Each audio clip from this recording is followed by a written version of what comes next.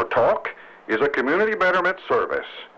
Tonight, Rosemary takes us by means of portable camera out of our studios and maybe into your neighborhood. And now, it's time for Talk. Tonight, again in the files of the Daily Dunklin Democrat, we're back to the year 1938. And the very first page we opened up was a very interesting thing to us, that pledges for the new Armory have passed the $5,500 mark. Local sponsors' contribution on the proposed Armory, which will be used as a gymnasium and a community hall, have reached $5,529. Now, that's the old Armory to us, but in 1938, when this thing was completed, I remember coming up to that, and that was the most fabulous gymnasium I had ever seen.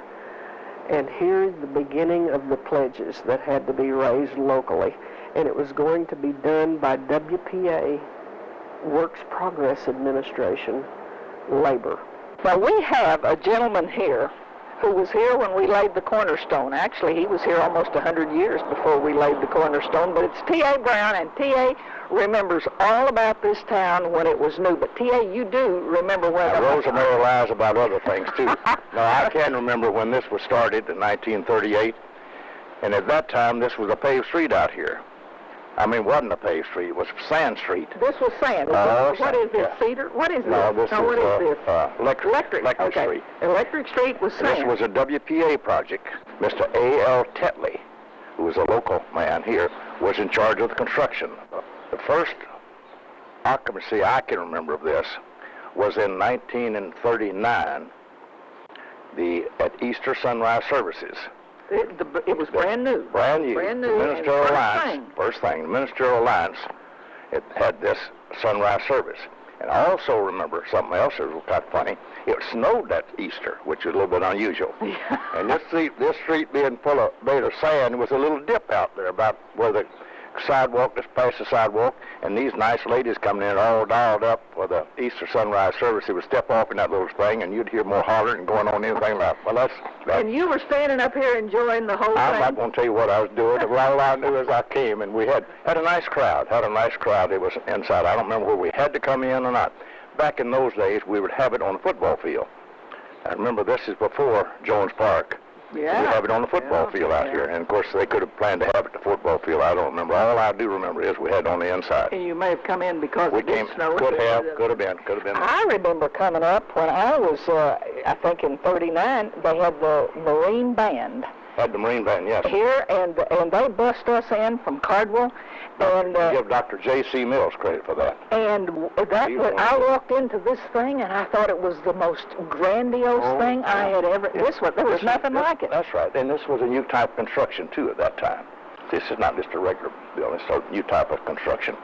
T.A., what about the early negotiations? Who owned this property? The school owned the property at that time. And so how did we get an armory built here? It was a combination of school furnished the land, and you know a WPA project had to have some like kind, and this is what come out of that. And as consequent, they got to use it. See, at this time, the school had no gymnasium at all. Remember now, this was a high school, grade school, and everything. This was it in Kennett. You only had had old Shelton School. Had the old Shelton booth, was grade school. Yeah. So any activity, we had no basketball at that time. And this was the first start of the basketball, a little later, basketball team. The school got to use it. As a result, the Army used it and the school used it. The Army, the National Guard, met here, just like they do now at the Armory here, the new Armory out here. Okay. Look at this headline from January 7th, 1938. They're pouring concrete on the courthouse. That's our present courthouse. Due to the delayed arrival of the steel reinforcements, the work of pouring the foundation for the new courthouse did not get started until Thursday of this week instead of Monday. Workmen were engaged in excavating for the many piers and forms of these have been installed, and the other work is being rushed. So, new construction is in the works.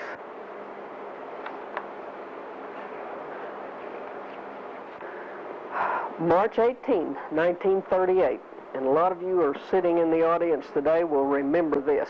8 lose their lives in Tuesday's tornado, the worst tornado we've had in this area.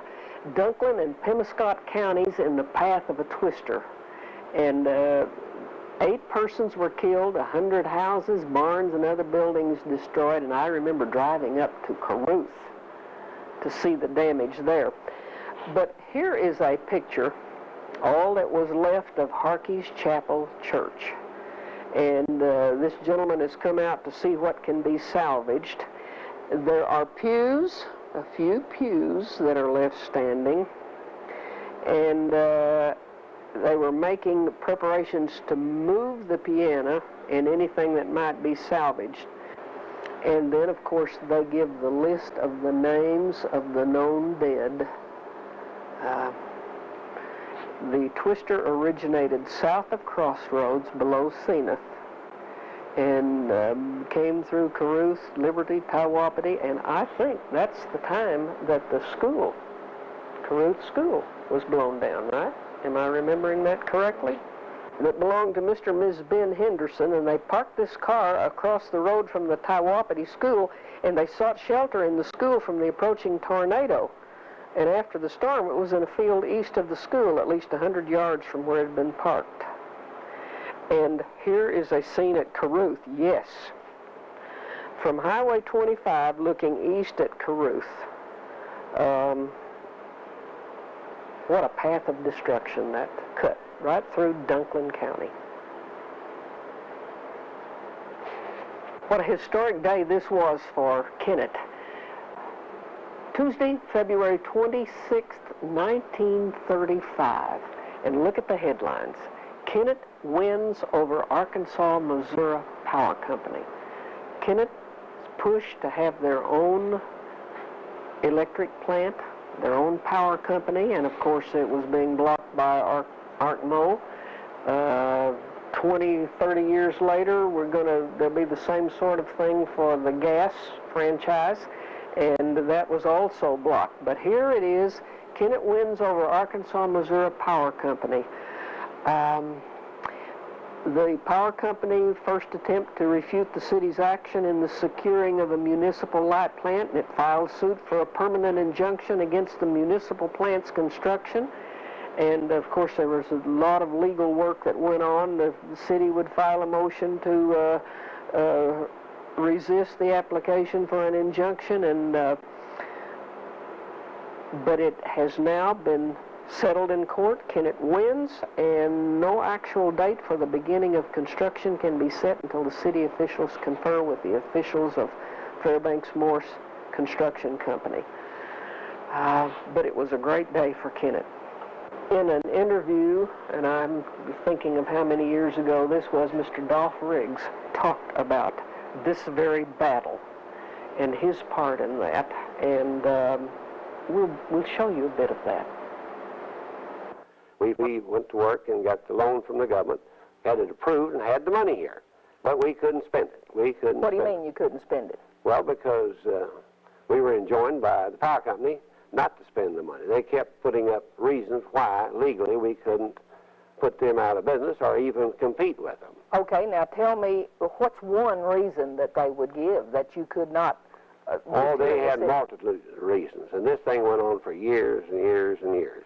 And every time we would come up with, we thought ready to build a plant, they'd come up with some kind of a new injunction to prevent us from doing it. And finally, we decided we'd go to Kansas City and hire a Kansas City lawyer that knew his business on this particular phase of legal business. And he came down here and he helped us, and we got along a lot faster.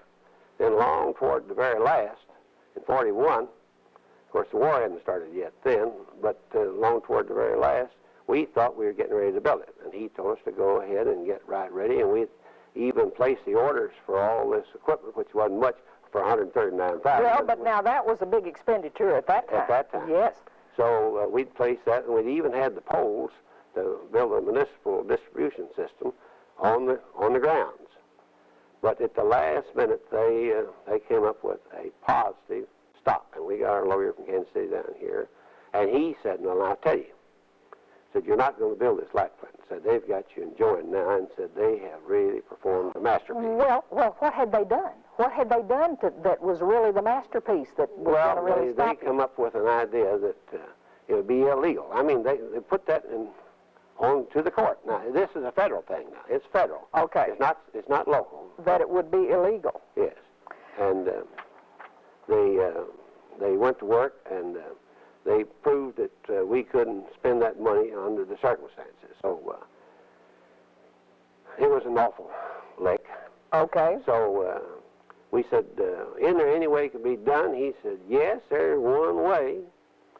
Said, if one of you all will take the initiative on this thing and the rest of you not stir in it, said, if that one will do it, then you can build it. All you got to do is sign the vouchers to start the thing, and after you once started, they can never stop it. Would have been a misappropriation of federal funds.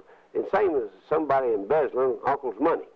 That's when we finally found out that somebody would have to go to the penitentiary if we built a municipal light plant. Well, all of them said, huh, not us. We're too busy. We've got a family, we've got a business, or we just can't afford it, and we don't think that's very nice to go to the penitentiary. So this lawyer from Kansas City was there. He said, well, if you're not going to do that, you're through. Just forget it altogether. And I said, well, I'll tell you what. I want this light plant for the people of this town so bad, I'll go to the penitentiary. So at 5 o'clock on Monday morning? Well, the rest of the council went to Hayti, where Gwen's Cafe. There was a cafe over at that time called Gwen's, and they were drinking coffee. They got there about 4:30. It was an all-night cafe. And I was here by myself, and the people... Okay, they deliberately went out of town. Oh, yeah, so it couldn't be, they couldn't get in trouble on this thing. Okay, so... I was going to wear the... They didn't want to go to the penitentiary, just you was going to go. I volunteered. Okay, all right, okay. So I could sign the vouchers, and they fixed out a voucher for me, and all I had to do is, it was already signed, and I had to fill in the amount. So these people showed up about 5 o'clock when they were supposed to, and they had 2 poles with them to set. And they dug the holes there as quickly as possible. But somebody told the light company they were working, and then their 2 lawyers, they were local lawyers, showed up, and the sheriff showed up. And they came around there and said, what are you all doing? And I asked this man, I said, how much do we owe you right now? He said, $17.50. So I filled it in and handed him the thing. And he said, what are you doing? I said, we're building a municipal light plant. And one of the lawyers said, Mr. Sheriff, do your duty. And what did the sheriff do? And he said, do you want him arrested? He said, that's what we want him arrested. So they took me down to the... Who was the sheriff? Dewey Miles. Okay, all right. They took me down to the old county jail that they had there, and they made my picture. Weren't you a little worried? I was scared to death. I'm not a brave man. Was there trouble after that? Oh, yeah. They really meant business. I mean, they were upset. But it wasn't long till the war started, and they didn't do much about it because I was a pilot, and I went to work flying. Then I went in the Navy, and I was going 3 or 4 years. And it just dragged along, but the plant was being built? Oh, the plant was built then, finished. Okay. In 1935, a gentleman by the name of A.O. Goldsmith, Adolph O. Goldsmith, was writing a column for the Dunklin Democrat. Now, does that sound familiar? You have been watching Time